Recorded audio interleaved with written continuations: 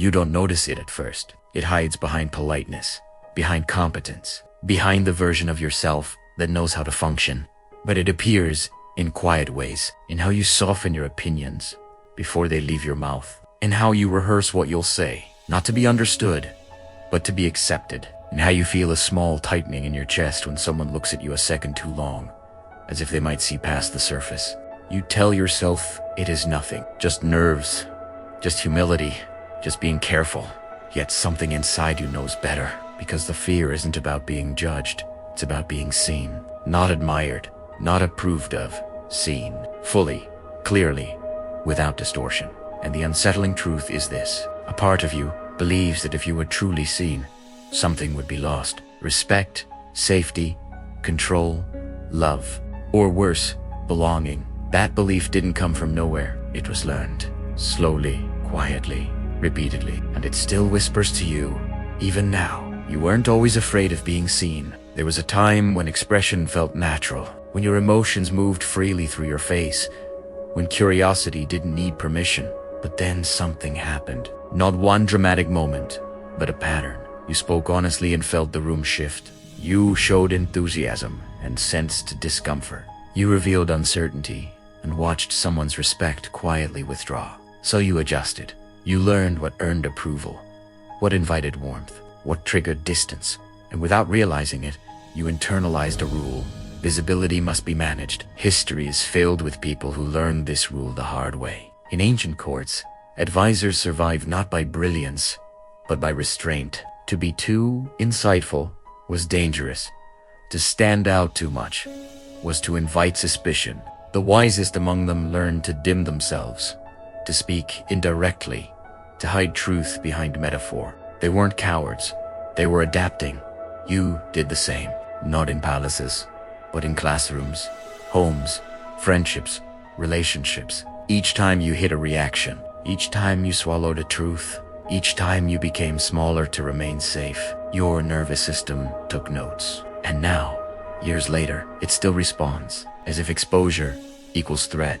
This is where the quiet fracture happens. You develop two selves: the outer self, functional, likable, acceptable, and the inner self, complex, emotional, unfinished. The outer self learns how to perform. The inner self learns how to wait. And the longer this goes on, the harder it becomes to remember which one is real. You may even pride yourself on adaptability, on emotional intelligence, on reading the room, but beneath that skill is exhaustion. Because being unseen isn't neutral, it's draining.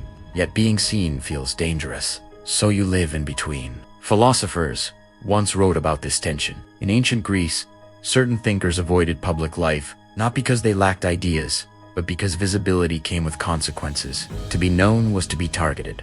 To be clear was to be opposed. Socrates was seen, and he paid for it. Your mind remembers this, even if your life doesn't resemble his.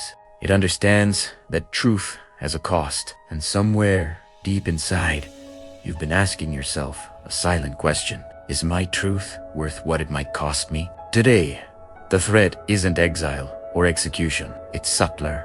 It's being misunderstood, reduced, screenshot, labeled. In a world that rewards clarity but punishes complexity, you learn to compress yourself. You post selectively. You speak carefully. You reveal only what fits a recognizable shape. Even intimacy becomes curated.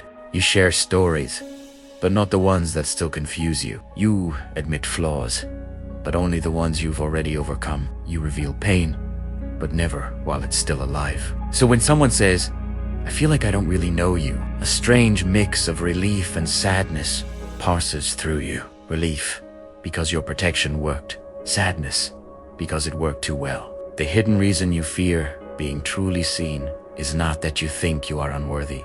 It's that you don't trust the world to hold what it sees. There is another layer to this fear. Once something is seen, it cannot be unseen. Once a truth leaves your mouth, it no longer belongs only to you. Once someone forms an image of you, it solidifies, and you fear being frozen in a version of yourself that is still evolving. This is why you hesitate to define yourself, why labels feel heavy, why you resist being fully known even by those who love you. Because what if tomorrow you change?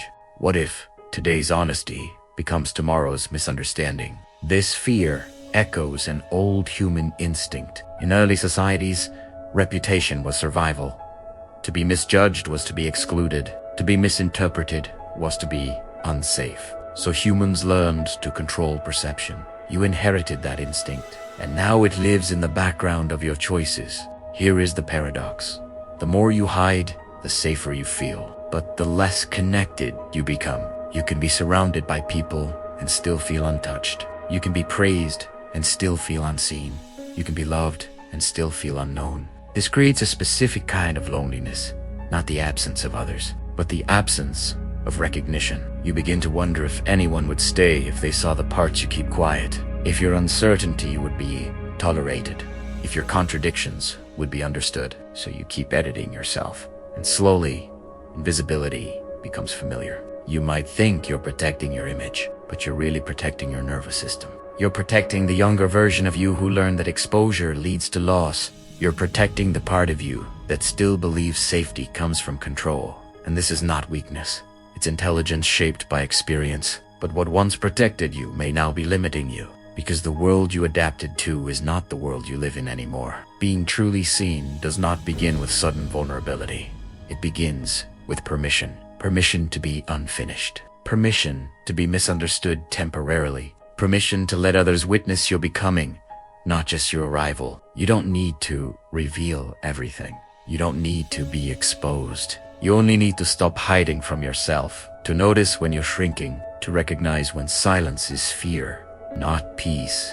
To gently ask yourself what you're protecting in that moment. This is not about forcing openness. It's about choosing honesty, where safety exists, and slowly expanding that space. History remembers those who dared to be seen not because they were fearless, but because they decided the cost of invisibility was greater. Artists who revealed their confusion, thinkers who shared evolving ideas, ordinary people who spoke one honest sentence that changed a relationship. They didn't become visible all at once. They allowed one truth to breathe. You can do the same, not loudly, not dramatically, but deliberately. One day, someone will look at you, not at the version you perform, but at the version you hesitate to show. And instead of recoiling, they will recognize you. In that moment, something inside you will soften, because you will realize the truth you feared was never the danger. The danger was believing you had to disappear to be safe. And as that realization settles, quietly, without announcement, you may feel something unfamiliar. Not fear, relief, because being seen was never the end. It was the beginning you were waiting for. If this spoke to you in some small way, I'm really glad you stayed.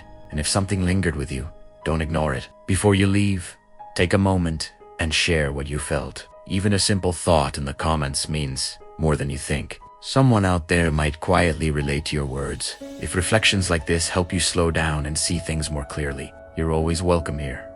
So feel free to like and subscribe.